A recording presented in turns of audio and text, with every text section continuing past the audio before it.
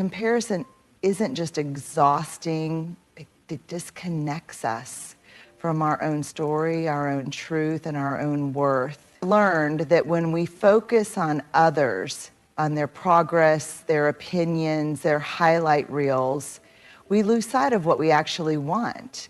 We start chasing someone else's version of success, and somewhere along the way, we forget that we were never supposed to be them. We were always supposed to be us. You are not behind, you are not too late, you are not broken, you are becoming in your own time, on your own terms, and that starts with tuning out the noise and turning inward, with asking what matters to me. Not what looks good, not what will keep people comfortable, but what feels true. That kind of focus takes courage. It's easier to perform than to be present. It's easier to chase applause than to cultivate peace. But self-focus, real self-focus, is not selfish. It's sacred. It's how we come home to ourselves. When you stop chasing validation, you start building self-trust. And self-trust is the foundation of everything good. Boundaries, resilience, joy, rest, love. We can't create lives that are meaningful if we're constantly outsourcing our worth. Let's pause here and name something we all wrestle with: comparison. It doesn't knock on the door politely. It barges in uninvited, armed with someone else's success, someone else's beauty, someone else's perfectly curated life. And just like that, we start to shrink. Our joy gets quieter. Our confidence becomes shaky. Our own journey, which might have felt beautiful and enough just a moment ago, suddenly feels small and inadequate. Comparison doesn't motivate us, it manipulates us. It convinces us that our worth is conditional, that it depends on where we stand next to someone else, that their light somehow dims ours, that if they're ahead, we must be behind. But that's not truth, that's fear talking. And here's the real cost. Every time we compare ourselves to others, we trade authenticity for approval. We abandon who we are in the hope of becoming who we think we should be. We mute our voices, question our paths, and forget that we're allowed to be a work in progress. We try on lives that don't fit us and wonder why we feel like we're suffocating. Authenticity can't breathe in the presence of constant comparison. It needs room for imperfection, room for individuality, room for honesty. It requires that we show up fully as ourselves, not as a mirror of someone else's highlight reel. When we stop comparing, we begin to return to ourselves. We remember that our story matters, not because it's flashy or flawless, but because it's real, because it's ours. And that's the kind of joy that lasts. Not the kind we get from applause, but the kind that comes from being aligned with who we truly are.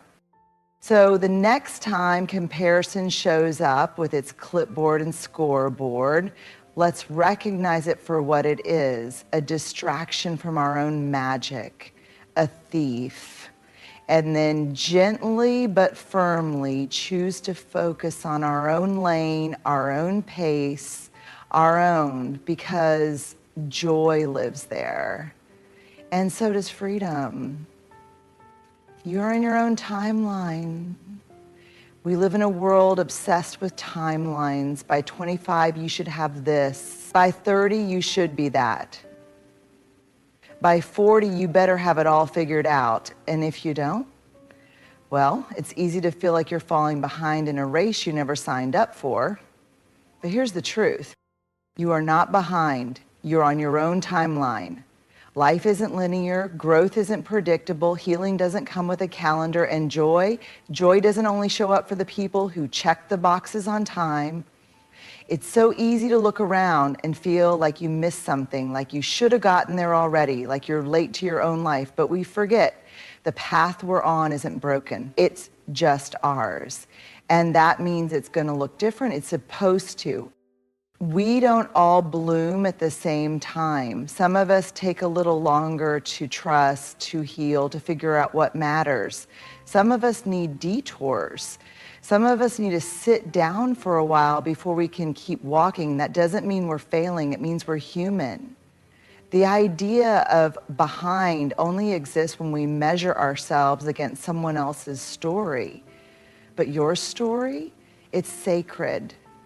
And it's unfolding in ways you can't always see yet. Just because it's not happening now doesn't mean it won't. And just because it doesn't look like theirs doesn't mean it's not worthy. Your timeline doesn't have to look impressive. It just has to feel honest. So take the pressure off. Let go of the noise that says you need to speed up, catch up, or grow up faster. You are not a project that needs to be completed. You're a person who's becoming. And becoming takes time. You are not behind. You are right on time for your life. And that is exactly where you're supposed to be. Validation from others is fleeting. Self-trust is lasting. Let's be honest, there's something so tempting, even addictive, about validation. That nod of approval, that like, that compliment, that moment where someone else says, "You're doing great." It lights us up, it makes us feel seen, it feels good, right? But the truth is that feeling doesn't last long. Validation is a quick hit. It lifts you for a second, then disappears. And the dangerous part is, if we're not paying attention, we start needing it to feel okay. We start outsourcing our worth. We start performing instead of living. Here's the catch. When we rely on the outside world to affirm our worth, we're building on shaky ground. The crowd is fickle.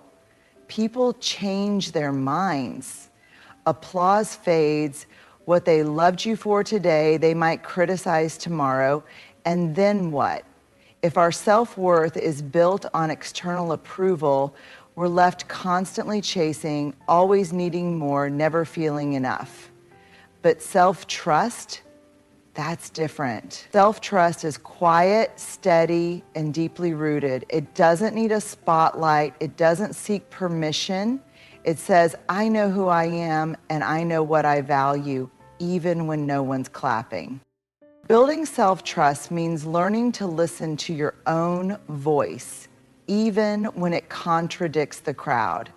It means standing in your truth, especially when it would be easier to blend in. It means making decisions based on alignment, not applause. It means looking inward and saying, I choose me, even when no one else does. And yes, that kind of inner trust takes time. It takes boundaries. It takes messing up and still showing up. It's built through courage and consistency, not perfection. But when you build that trust with yourself, it changes everything. Because now you're not tossed around by every opinion. You're not waiting for others to validate your worth. You're rooted in it. You're grounded, whole, free. So let them cheer or don't. Let them approve or not. That's not where your peace lives anyway.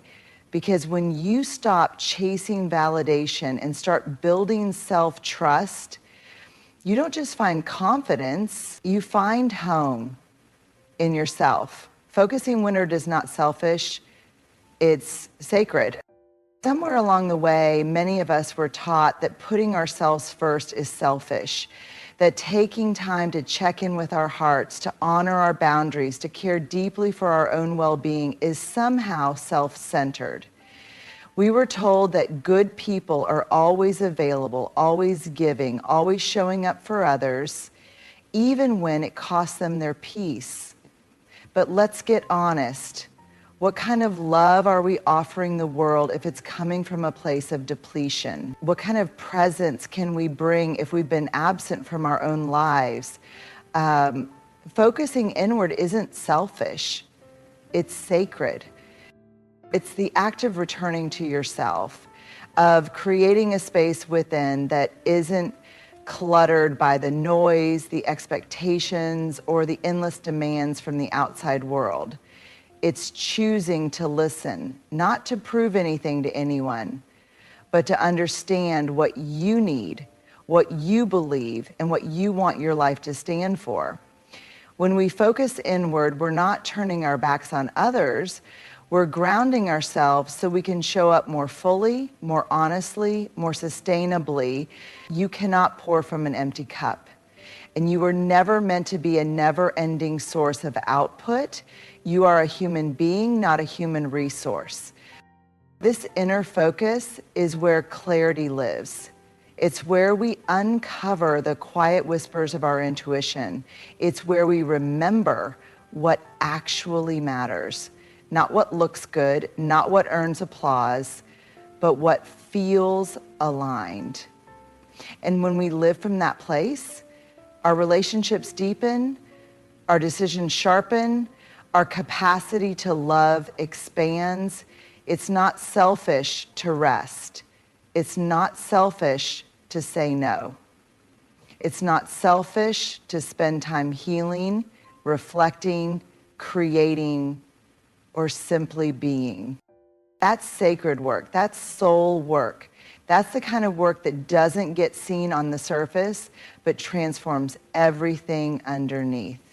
So if the world tells you to hustle, to prove, to keep everyone else comfortable at the expense of your own truth, pause, breathe, and come home to yourself. You are not selfish for focusing inward. You are brave, you are wise, you are tending to something whole. Let me know if you'd like the next one. Healing starts when we stop performing and start belonging to ourselves. Healing starts when we stop performing and start belonging to ourselves. So let's tell the truth. Most of us learned how to perform long before we learned how to be. We learned how to smile when we were breaking inside. We learned how to be agreeable when we wanted to scream. We learned how to play roles, the achiever, the helper, the strong one, the one who has it all together. Performance became survival. It was how we earned love, how we stayed safe, how we avoided rejection. But somewhere along the way, the mask became heavy. The act stopped feeling like protection and started feeling like a prison. And even though the world may have applauded who we pretended to be, deep down we knew something was missing. That's where the healing begins. Healing doesn't start when life gets perfect. Healing begins when we stop performing and start belonging to ourselves. And that's a radical shift. Because belonging to yourself means showing up as you are, not who others want you to be. It means telling the truth, even when it makes people uncomfortable. It means loving the parts of you that we're taught to hide. It's in that brave return to your own heart that things begin to soften. When you stop performing, you stop hustling for worthiness. You start realizing you've been worthy all along. You stop editing yourself for approval and start embracing yourself for truth. You begin to take off the layers of should and supposed to, and what's left underneath isn't lacking, it's liberated. And sure, belonging to yourself is messy. It means making choices that others won't always understand. It means letting go of applause and choosing alignment instead. But it also means peace, it means freedom, it means finally coming home. Because there's nothing more healing than being fully seen and fully loved, first and foremost, by yourself. So if you're tired of performing, if you're exhausted from keeping it all together, hear this. You don't have to earn rest. You don't have to audition for acceptance. You don't have to wear a mask to be loved. You are allowed to belong to yourself fully, unapologetically, tenderly. And that right there is where healing truly begins. Ready for the last one? When we focus on ourselves, we give others permission to do the same. It's easy to fall into the trap of thinking that our actions are isolated, that what we do or don't do only impacts us. But the truth is, we are all deeply connected. Our energy, our choices, our presence, and even our silence ripple out into the world. They influence the spaces we occupy, the people we love, and the lives we touch. And often, without realizing it, we give others the message of how to live by the way we choose to live. So when we focus on ourselves, when we take the time to nurture our hearts, our bodies, and our minds, we're not being selfish. We are, in fact, modeling the kind of self-respect and self-care that others need to see. When we prioritize our needs, we are showing the world that it's okay to do the same.